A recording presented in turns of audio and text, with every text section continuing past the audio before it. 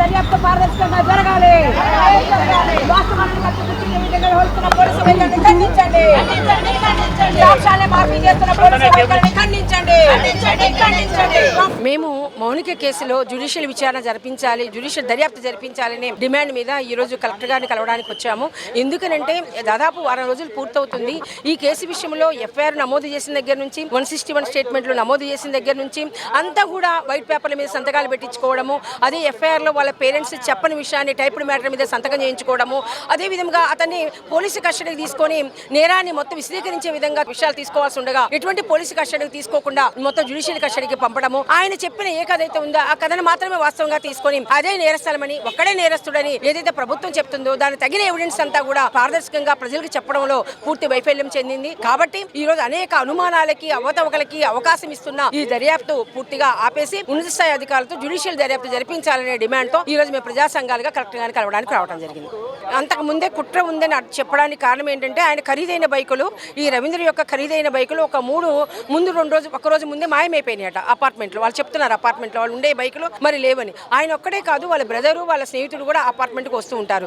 లేదు అపార్ట్మెంట్కి ఆ అమ్మాయి 10ంటికే వచ్చిందని అనుకున్నప్పుడు దానికి సంబంధించిన సీసీ ఫుటేజ్ ఎవరు తీసుకున్నారు, మేమే తీసుకున్నామని పోలీస్ డిపార్ట్మెంట్ ఏమీ ప్రకటించలేదు. మరి వాటి ద్వారా అంటే ఒక సైబర్ ఫోరెన్సిక్ కూడా పంపలేదు. ఆమె యాప్లోనే పరిచయం అయింది, ఆమె డబ్బులు డిమాండ్ చేసింది, ఇలాగ అనేక రకం బ్లాక్మెయిల్ భరించలేకపోయాడు.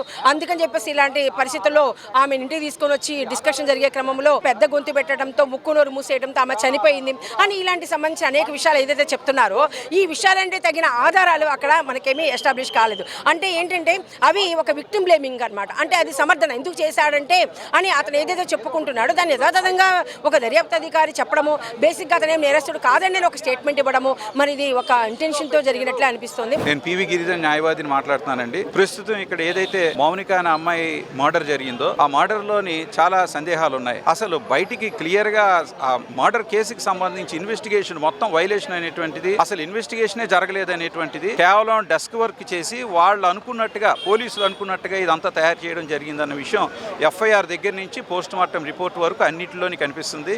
అలాగే దీంట్లో ముఖ్యమైన స్టెప్స్ ఏవైతే ఉంటాయో అంటే ఫోరెన్సిక్స్కి సంబంధించి కానీ 4-5 రకాల ఫోరెన్సిక్ ఇన్వెస్టిగేషన్స్కి సంబంధించి కానీ వాటి తాలూకు ఎవిడెన్స్ కలెక్షన్ కానీ లేకపోతే ఇంక్వెస్ట్ రిపోర్ట్ కానీ అసలు అమ్మాయి తాలూకు వస్తువులు ఏమున్నాయని కానీ అలాగే సైబర్ ఫోరెన్సిక్స్ అంటే రకరకాల ఫోన్లు లేకపోతే గ్యాజెట్స్ యాప్స్ ద్వారా ఏమేమి జరిగాయి అనేటువంటిది గత 2-3 సంవత్సరాలుగా కానీ లేకపోతే ఒకవేళ నెలలైతే నెలలుగా కానీ ఏం జరిగేది అనేటువంటిది కానీ ఇవేమీ లేవు సరి కదా.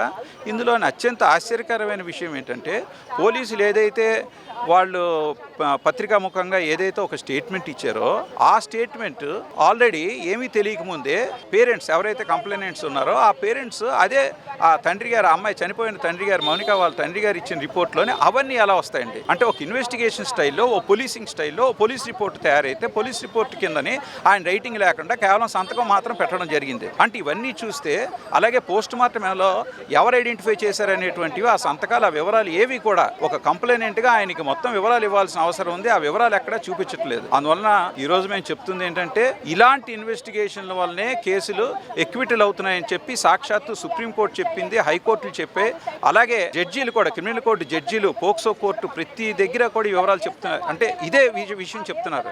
కేసులు ఎందుకు క్రైమ్ రికార్డు బ్యూరోలో డేటా తీసుకుంటే కేసులు ఎందుకు పోతున్నాయి అనేటువంటి విషయం, అత్యంత ఘోరమైన నేరాల్లో చాలా కేసులు ఎందుకు ఎక్విటల్ అయిపోయి నేరస్తులు బయటికి వెళ్ళిపోతున్నారు, నిందితులు బయటికి వెళ్ళిపోతున్నారు అనేటువంటి విషయంకి వస్తే ఇక్కడ ముఖ్యంగా ఇన్వెస్టిగేషన్లో లోపం. సో ఇన్వెస్టిగేషన్లో లోపం అనేటువంటిది మౌనిక కేసులోని ఊరుకోదలుచుకోలేదు.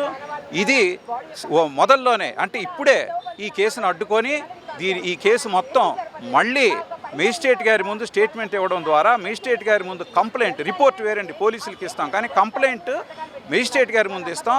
దాని ద్వారా అసలు మళ్ళీ కేసు అంతా కూడా అయ్యేలాగా అలాగే బాడీని ఎక్స్క్యూమ్ చేయొచ్చు. సుప్రీంకోర్టు డైరెక్షన్ ప్రకారం ఎక్స్క్యూమ్ చేసి దాన్ని మళ్ళీ మేజిస్ట్రేట్ గారి ఎదురుగా వీడియోగ్రఫీతో పాటు మొత్తం నేరం ఎలా జరిగింది అనేటువంటిది సీన్ ఆఫ్ అఫెన్స్ రీకన్స్ట్రక్షన్ చేయించి అది అప్పుడు దాని మీద అసలు వివరాలన్నీ కూడా సేకరించాక కేసు జరపాలని చెప్పి అది జరిగేలాగా మేము కోర్టుకి న్యాయస్థానాన్ని ఆశ్రయిస్తామని చెప్పి తెలియజేస్తున్నాం.